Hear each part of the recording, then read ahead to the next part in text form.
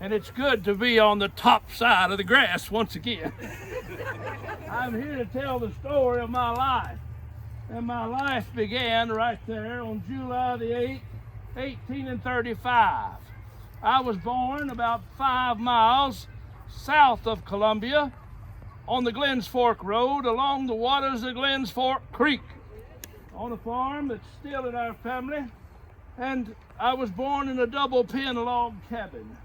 My education was in Mr. Saunders Academy, about a 7-mile ride by horse morning and night.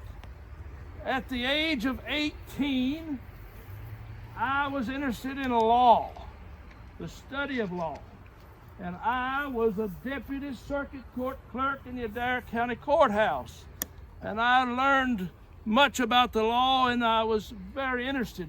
In that day, there was no school. You had to read law and learn law. And I read and I passed my bar exam. At the age of 21, I, James Garnett, was the county school superintendent. Many one-room schools in that day. At the age of 25, I was elected county attorney. And in that position, my practice began to grow, and I became better and better known.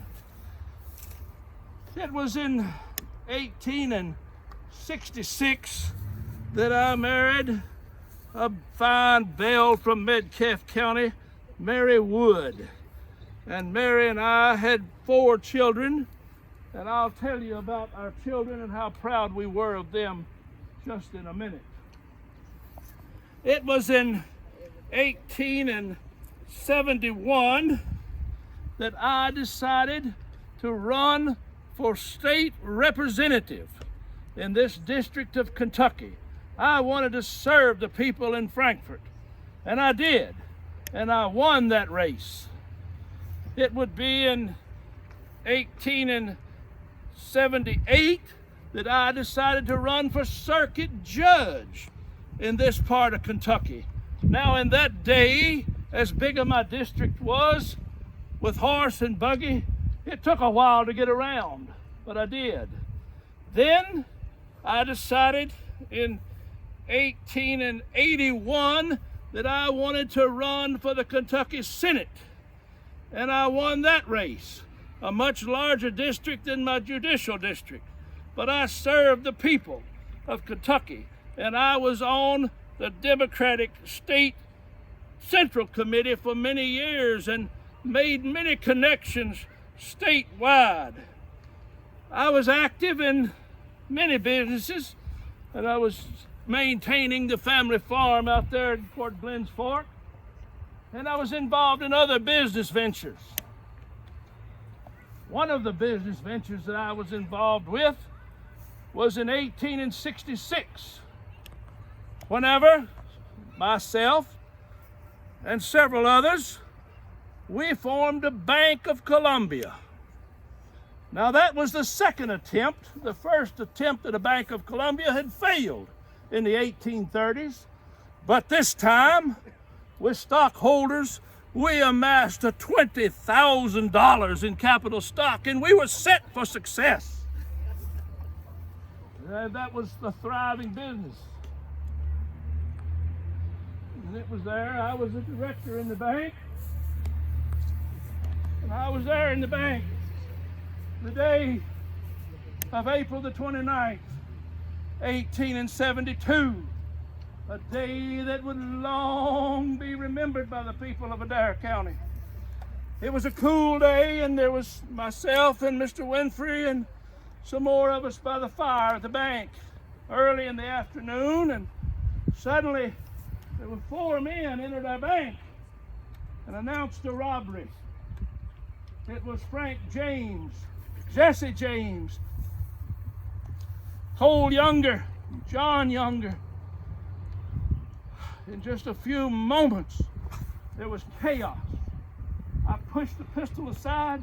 It discharged our young cashier, a fine young man that we had hired from Shelbyville as cashier, Robert.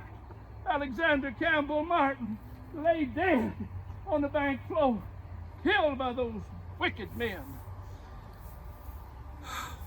My hand, wounded by the powder of that revolver, burnt. I dealt with that hand and the pain and the recurring infection for 15 years. And finally, it was decided I remove it, and I had to learn how to write left-handed, of course. But it was a time that many other the businesses that I was involved in, I was deeply involved in the Columbia Baptist Church. And I was on the Russell Creek Baptist Academy, a Baptist association of all the churches in the area, the association. And I was a staunch advocate for higher education. There was no school above what few would attend high school, and I wanted a college for the people of rural Kentucky. And I served on the Russell Creek Baptist Association, and we formed the Russell Creek Baptist Academy in Campbellsville. And it thrived, and it succeeded, and it would later become known as the Campbellsville College. And then, many years after Judge Garnett was long forgotten, it became known as the Campbellsville University, and it still stands.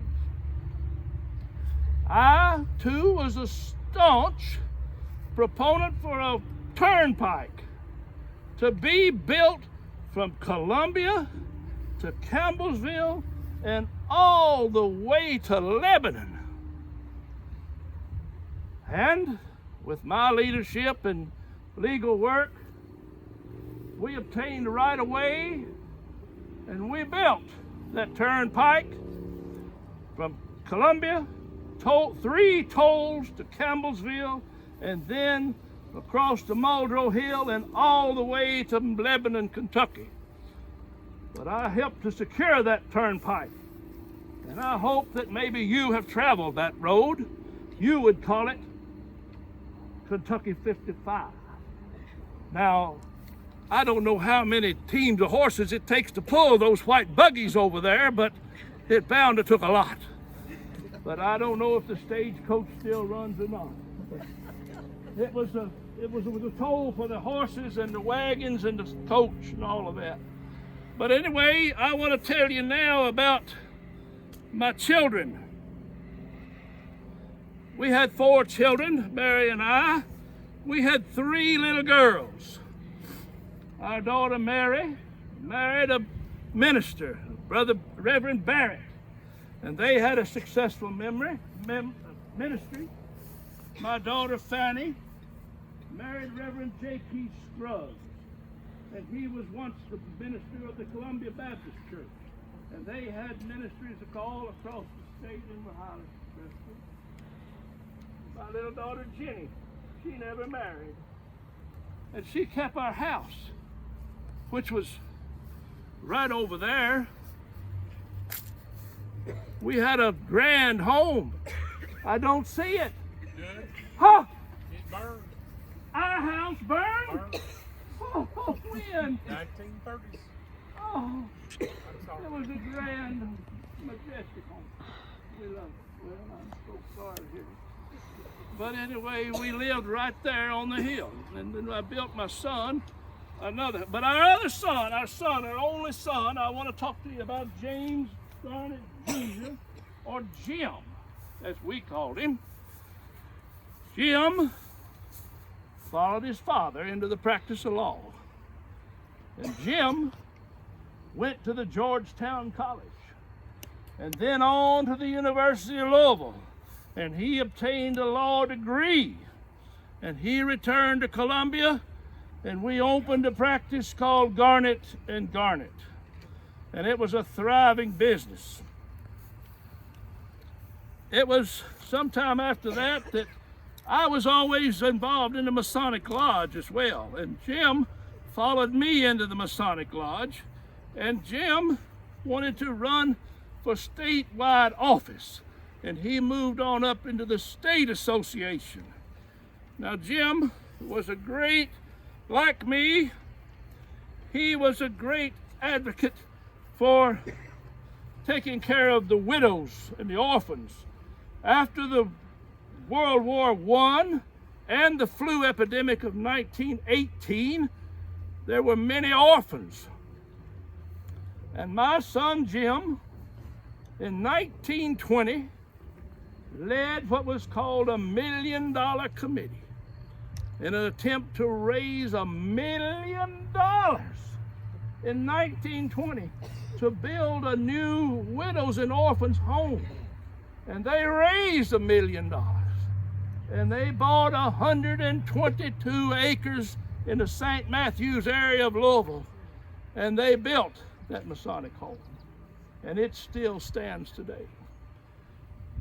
After my passing, Jim, using, of course, a lot of father's influence across the state, decided that he wanted to run for the Attorney General of the state of Kentucky.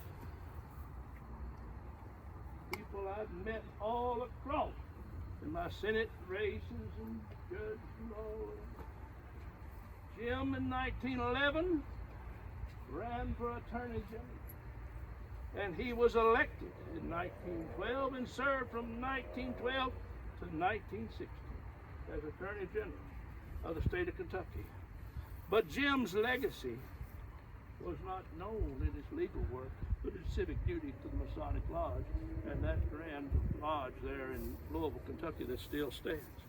But I hope that by my visit with you this evening that you have learned more about Judge Garnett, my wife, my children, and maybe you have attended the Russell Creek Baptist Academy.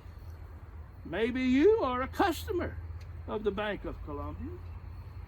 Maybe you're a member of the Baptist Church. Or maybe you have journeyed all the way to Lebanon on our turnpike.